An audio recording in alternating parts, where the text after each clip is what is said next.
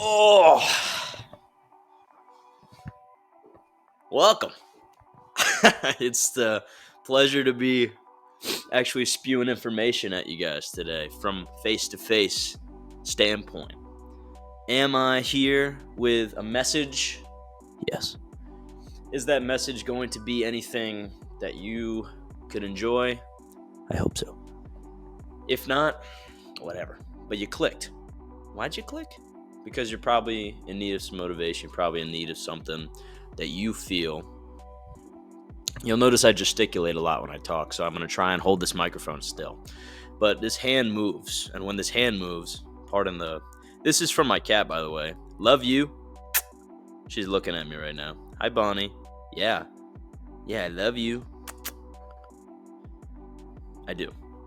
However, if you notice the cuts on my hand, it's probably because I was messing with her. But this intro video to the channel, What Lights Your Fire, that's the name of my podcast that I have. And it's a motivational, kind of inspirational podcast. Nothing that, necessarily that I could tell you. Because who the hell am I, right? That's kind of, why would you look at this and go, oh, random guy's going to talk to me. No, the point is that the podcast that I run, it kind of like, it helps me, right? I'm selfish. It helps me. I want to be, the best that I can be. And so that's why I started it. It kind of to help me stay on track. But I found that it has helped some other people, stay on track as well. And if it could even just help one person, right? If it could just help one person stay focused on their goals and be able to wake up every day with a renewed sense of passion for what they do and what they want to do, hell, I think that's a great accomplishment. So that's why I'm here today, looking into a camera for the first time. For the most part, it's been, I don't even know, like over a year, I guess. Over a year since I started What Lights Your Fire, and it's been fun. But being able to actually get behind a video and I'm not doing a podcast episode right now, but I want to do a short little video about why I really started in the first place. And so I'll give some exposition if you don't listen to the show, which granted not a lot of people probably do. But for how to stay on track with my goals, I started this, right, like I was saying. And my passion, my dream, my goal throughout life has always been, well, since I was 13, and I'll get into this, but I've always wanted to be a veterinarian. And I'm currently in veterinary school, and I find that to be a great blessing. I'm very thankful, right, to be where I'm at. But it's been a long road, right? I faced some failures along the way, some rejection, right? And so here I am, a year and change ago, finding out for the first time, you got rejected from veterinary school, buddy. What are you going to do about it? What are you going to do? And what I did first, cried hard, because I had a dream, got rejected right to my face. But that's okay. It was about 2 minutes of crying. After that, now we got to be back to reality. So I'm back in reality, and I'm going, damn, what am I going to do? I'm graduating college. I'm finding out, life ain't all sunshine and rainbows, okay? And so I'm looking for jobs, because that's what a real human being probably does once they are out of school. And so I ended up I got a job, and I was working that for the past year. I'll go into that if anyone wants veterinary information, which I don't imagine many people do.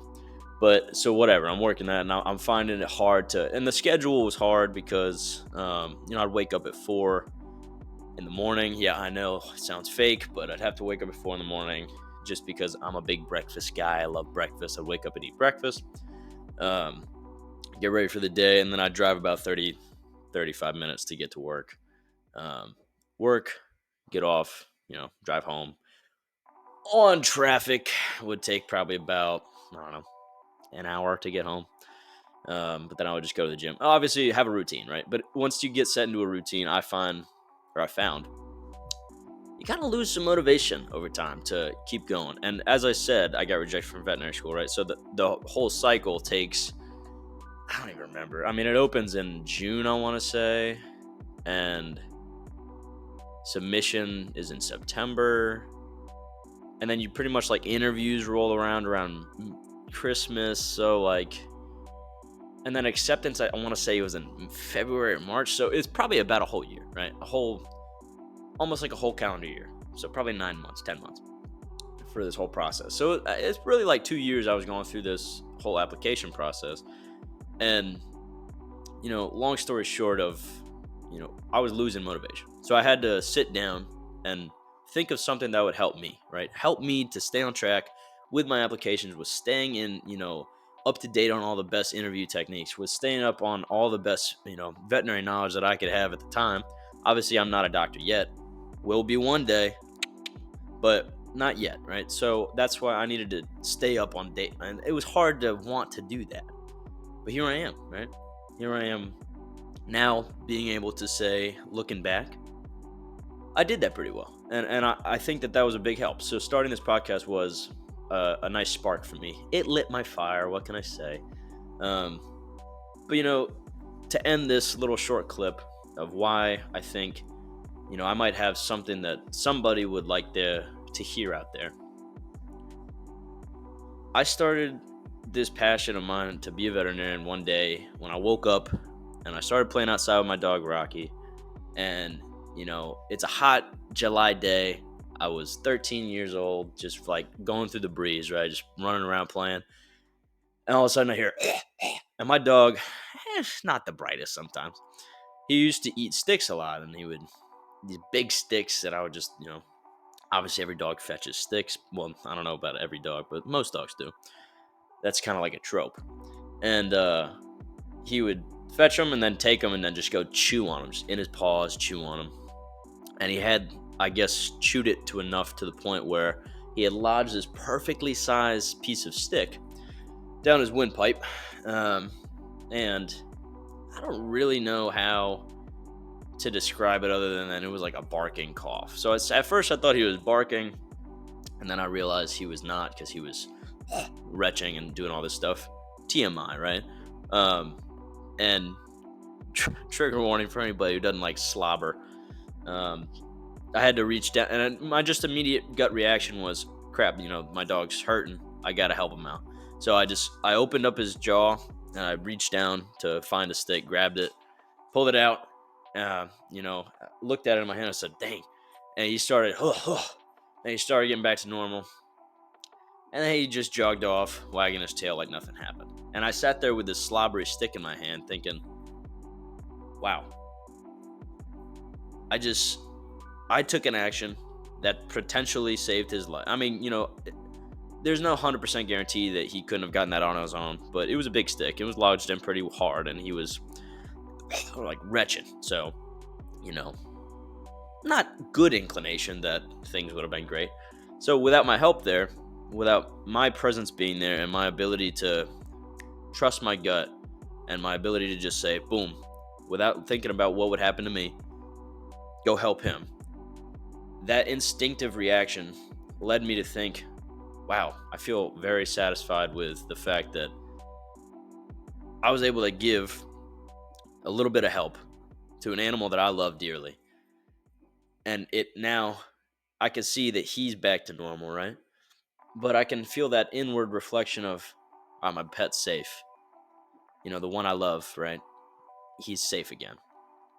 And the action I took was direct result of that. So, or the feeling was a direct result of the action I took. So I think that is what led me, right? That sparked me. And then I said, what can I do for a living?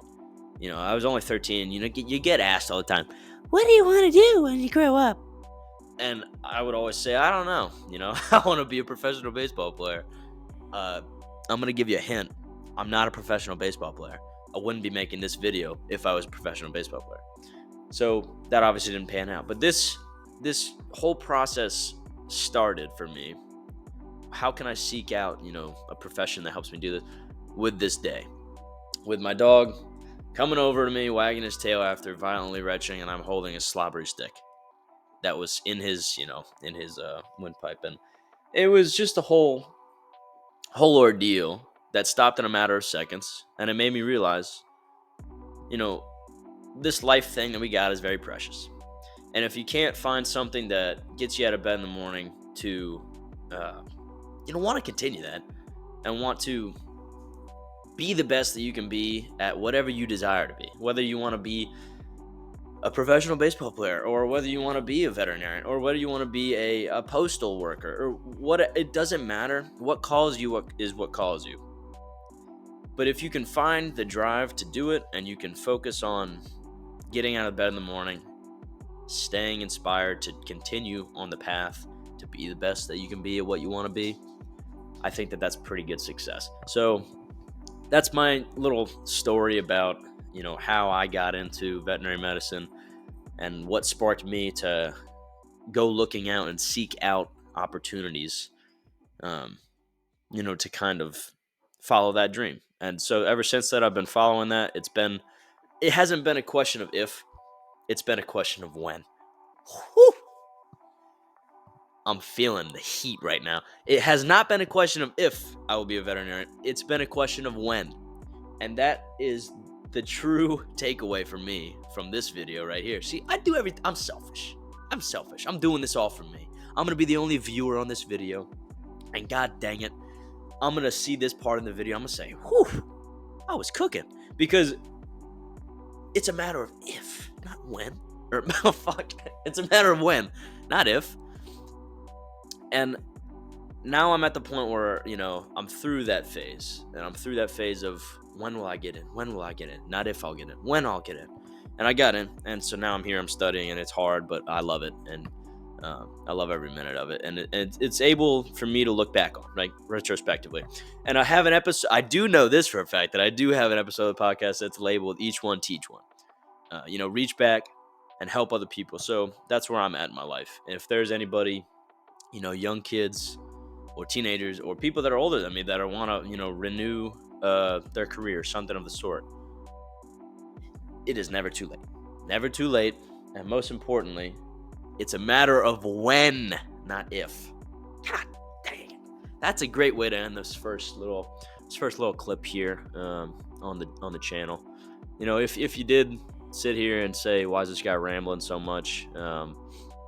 That's on me. I didn't really have a plan, but I do now.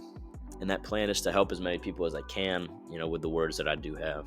Because I believe it is important to have a desire to help others.